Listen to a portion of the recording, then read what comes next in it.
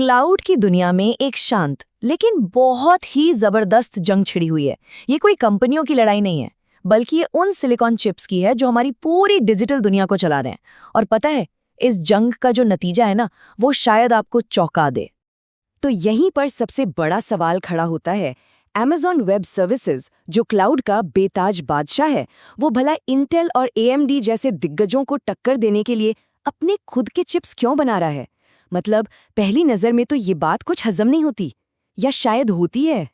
देखिए, ये सारा खेल सिर्फ 3 चीजों के इर्द गिर्द घूम रहा है: स्पीड, पैसा और हाँ, आर्टिफिशियल इंटेलिजेंस का भविष्य। ये एक ऐसी दौड़ है जिसमें दांव पर बहुत कुछ लगा है और इसका असर हम सब पर पड़ेगा जो क्लाउड का इस्तेमाल करते हैं। अच्छा, तो इस चिप वॉर को समझने के लिए हमें पहले ये समझना होगा कि इसकी ज़रूरत ही क्यों पड़ी, और इसकी जड़ जुड़ी है क्लाउड की एक बहुत बड़ी परफॉर्मेंस प्रॉब्लम से। जरा सोचिए, आज के ऐप्स, जनरेटिव AI और जो इतना सारा बिग डेटा है, उसे इतनी ज़्यादा कंप्यूटिंग पावर चाहिए कि पुराने पारंपरिक प्रोसेसर अब समझ लीजिए कि हाफने लगे हैं। उन्हें और ज़्यादा ताकतवर और कुशल समाधानों की सख्त ज़रूरत आन पड़ी है।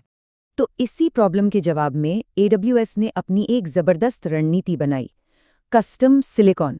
मतलब ऐसे चिप्स बनाना जो खास तौर पे सिर्फ और सिर्फ उनके अपने क्लाउड के माहौल के लिए डिज़ाइन किए गए हों। तो ये कस्टम सिलिकॉन आखिर है क्या भला? इसे ऐसे समझिए जैसे दर्जी से बनवाया गया एक परफेक्ट सूट। एक ऐसा प्रोसेसर जो किसी और के लिए नहीं, बल्कि सिर्फ AWS के हार्डवेयर और सॉफ्टवेयर के लिए बना है। क्यों? ताकि बेहतरीन परफॉर्मेंस मिले, और वो भी कम से कम कीमत पर। अब देखिए, AWS के इस मिशन के 2 मुख्य सिपाही हैं। एक है ग्रेविटॉन, जो रोजमर्रा के कामों जैसे वेब सर्वर और डेटाबेस के लिए है। इसका एक ही लक्ष्य है, सबसे अच्छी कीमत पर सबसे अच्छा प्रदर्शन। और दूसरा है ट्रेनियम। ये है AI और मशीन लर्निंग की भारी भरकम ट्रेनिंग का स्पेशलिस्ट। इसका मिशन है ट्रेनिंग की कॉस्ट को कम करना। चलिए पहले ग्रेविटॉन की बात करते हैं और देखते हैं कि ये इंटेल और AMD जैसे पुराने धुरंधरों के सामने कहाँ खड़ा है। तो सबसे पहले बात करते हैं रॉ परफॉर्मेंस की। मतलब जब सिर्फ स्पीड की बात हो तो बेंचमार्क बिल्कुल साफ तस्वीर दिखाते हैं। अगर हम AWS के ग्रेविटॉन 4 को 100 का बेस स्कोर दें, तो इंटेल का Xeon 6 लगभग 160 पर आता है। लेकिन AMD का एपिक ट्यूडेन तो 226 के जबरदस्त स्कोर के साथ सबसे आगे निकल जाता है। लेकिन कहानी में ट्विस्ट यहीं आता है।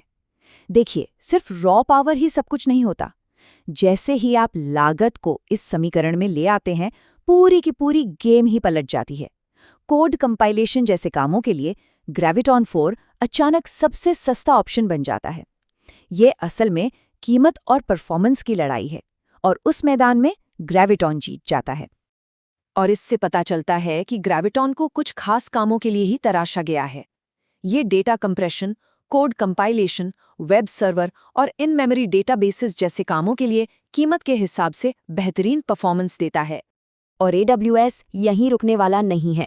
उनका नया ग्रेविटॉन 5 चिप पिछली पीढ़ी के मुकाबले 25% ज़्यादा परफॉर्मेंस देने का वादा करता है। ये लगातार सुधार की रफ्तार को दिखाता है।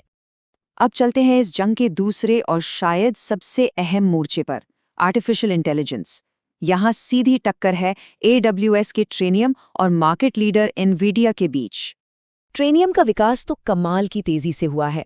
ट्रेनियम 1 से शुरू होकर ट्रेनियम 2 ने परफॉर्मेंस में 4 गुना की जबरदस्त छलांग लगाई, और अब आ गया है ट्रेनियम 3, जो AWS का पहला 3 नैनोमीटर AI चिप है, जिसे अगली पीढ़ी के AI के लिए ही डिजाइन किया गया है।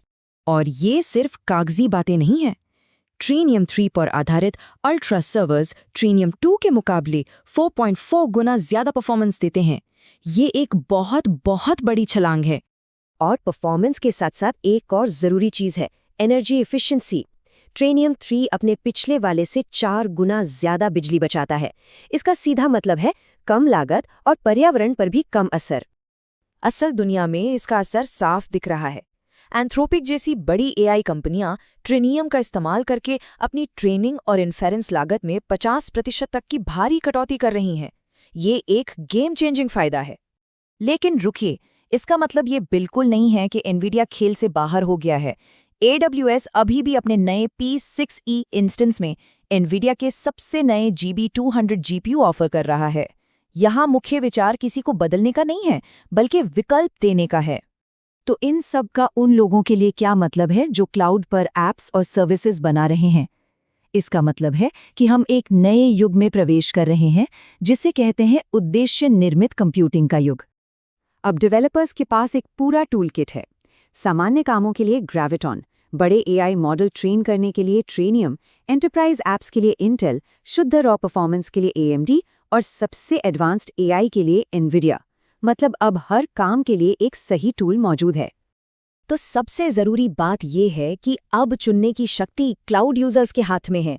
अब किसी एक समाधान पर निर्भर रहने की जरूरत नहीं। अपने काम के हिसाब से सही चिप चुनकर परफॉर्मेंस और लागत के बीच एक परफेक्ट बैलेंस बनाया जा सकता है। तो अगली बार जब कुछ बनाने के सोचें, तो सवाल ये नहीं होगा कि कौन सा प्रोसेसर सबसे तेज है, बल्कि सवाल ये होगा कि मेरे काम के लिए कौन सा प्रोसेसर सही है। क्योंकि क्लाउड के इस नए जंग के मैदान में सही हथियार चुनना ही जीत और हार का फैसला कर सकता है।